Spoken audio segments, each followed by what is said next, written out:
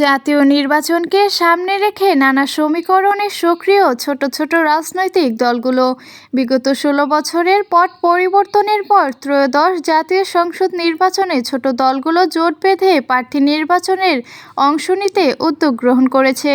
ধর্মভিত্তিক কয়েকটি রাজনৈতিক দলের জোটের প্রস্তুতি চলছে। চরমোনাই পীরের দল ইসলামী আন্দোলনের নেতৃত্বে জোট হচ্ছে। ধর্মভিত্তিক দলের বাইরে এ প্রক্রিয়ায় যুক্ত হয়েছেন গণ অধিকার পরিষদের সভাপতি ও ডাকসুর সাবেক ভিপি নুরুল হক নুরু। চরমোনাই পীরের নেতৃত্বে জোটে ভিপি নূর আগামী জাতীয় নির্বাচনকে সামনে রেখে মাঠে থাকবেন বলে জাতীয় দৈনিক সমকাল এই বিষয়ে একটি প্রতিবেদন প্রকাশ করেছে। ওই প্রতিবেদনে বলা হয়, কয়েকটি ধর্মভিত্তিক দলের শীর্ষ নেতারা চরমোনাই মাহফিল প্রাঙ্গণে অনুষ্ঠিত উলামা মাশায়েখ সুধী সমাবেশে অংশ নেন। তাদের বক্তব্যে আগামী নির্বাচনে ইসলামী আন্দোলনের সঙ্গে জোটবদ্ধ হওয়ার ইঙ্গিত রয়েছে। তবে আগের মাহফিলগুলোতে বিএনপির কেন্দ্রীয় প্রতিনিধি দল অংশ নিলেও এবার কেউ যাননি জামায়াতে ইসলামীর কেউ। চরমোনাই দরবারে ৩ দিনের বার্ষিক ওয়াজ মাহফিলে প্রতিবছর বিভিন্ন রাজনৈতিক দলের জাতীয় নেতা ও স্থানীয় প্রতিনিধিরা অংশ নেন। ইসলামী আন্দোলনের সর্বস্তরের নেতাকর্মীরা চরমোনায় উপস্থিত থাকেন।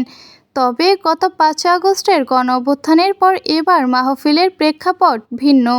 আগামী জাতীয় নির্বাচনকে সামনে রেখে প্রস্তুতির পাশাপাশি জোটের প্রস্তুতিও নিচ্ছে ইসলামী আন্দোলন।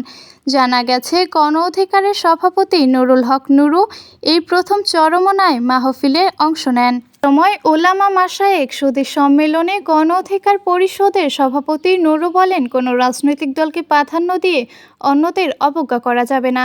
ছোটোখাটো বিরোধের কারণে নতুন করে দেশ গড়ার সুযোগ থেকে যাতে আমরা বঞ্চিত না হই। ইসলামী আন্দোলনে মিডিয়া সেলের সদস্য কে এম শরীয়তুল্লাহ জানান, ২৬ নভেম্বর বরিশাল নগরীর কেন্দ্রীয় ঈদগাহ মাঠে বিভাগীয় কওমি মাদ্রাসা ঐক্য পরিষদের মহাসম্মেলনে চরমোনাই পীর সৈয়দ রেজাউল ও খেলাফাতে মজলিসের মহাসচিব মাওলানা মামুনুল হক একই মঞ্চে বক্তব্য দিয়ে ইসলামী দলগুলোর ঐক্যে ডাক দেন। এরই ধারাবাহিকতায় চরমোনাই কর্মসূচিতে কয়েক দলের শীর্ষ নেতারা অংশ নেন।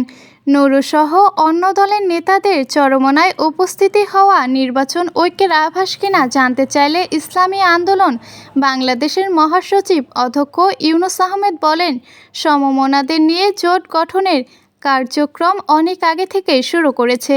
কয়েকটি দলের নেতারা চরমোনাই ওলামা মাশায়েখ সম্মেলনে গিয়ে সংহতির কথা জানিয়েছে। এর ফলে জোট গঠনের উদ্যোগ আরও এক ধাপ এগিয়ে গেল।